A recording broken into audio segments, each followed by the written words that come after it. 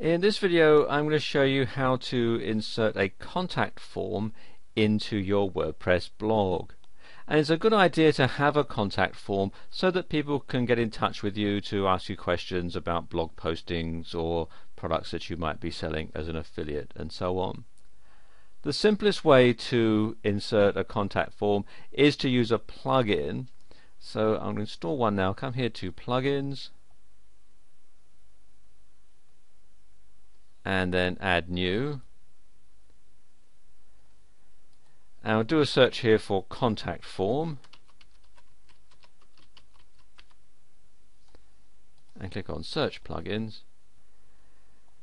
and as you can see there are a whole lot of different contact forms that you can have, but the one that I like is this one here, Slick Contact Forms by Lee Chestnut.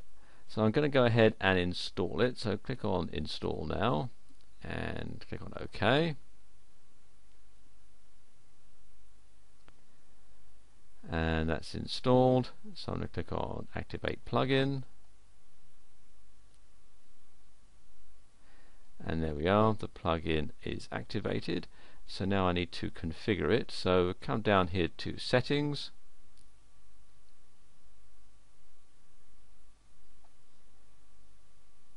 And Slick Contact Forms,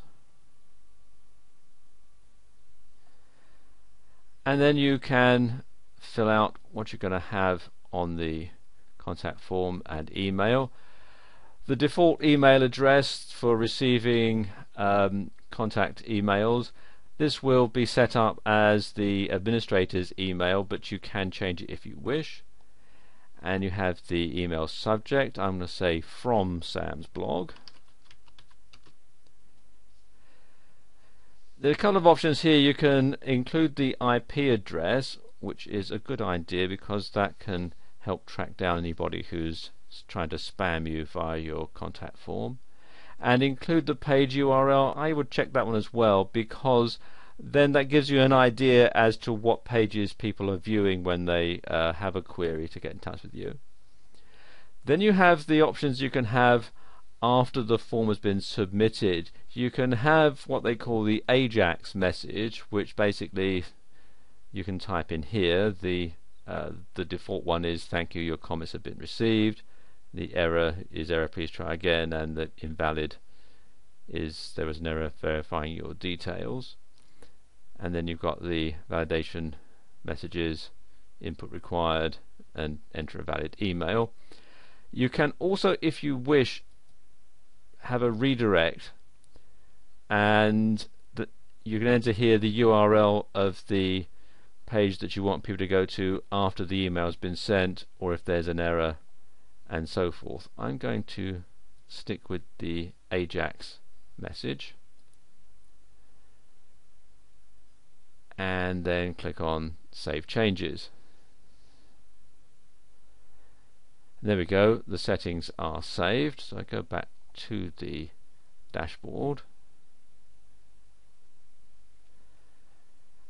and then I need to insert a widget into my main page so that the contact form can be activated. So I'm going to click here on widgets, and then scroll down till I find the Slick Contact Forms. And what Slick Contact Forms do is it adds a floating contact form, which means that it's not actually included in a sidebar, even though you have to actually include the contact form in a sidebar. You'll see what I mean in a minute. That doesn't make a lot of sense, but you'll see what I mean. Okay, first thing to do is to slide this in to the sidebar that we're going to put it in.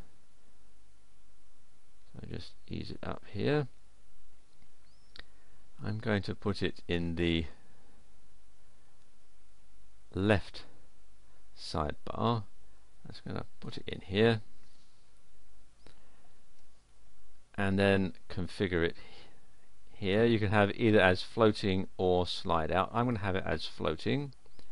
and the tab text contact us.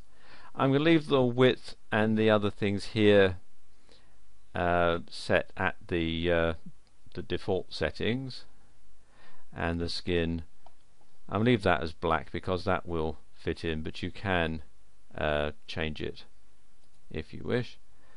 Again, we're leaving the email where it is and the form text at the top.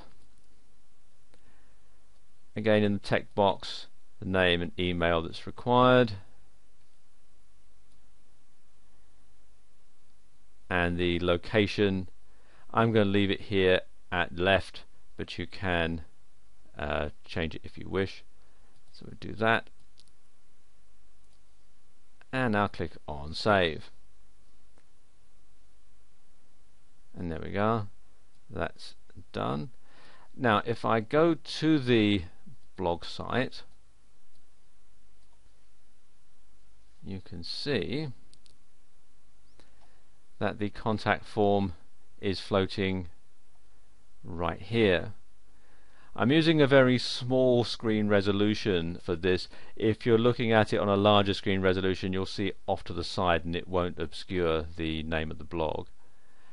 And if I click on it, you can see we have the space for people's name and email and their questions or comments, and the submit button and so on. So let's just enter that in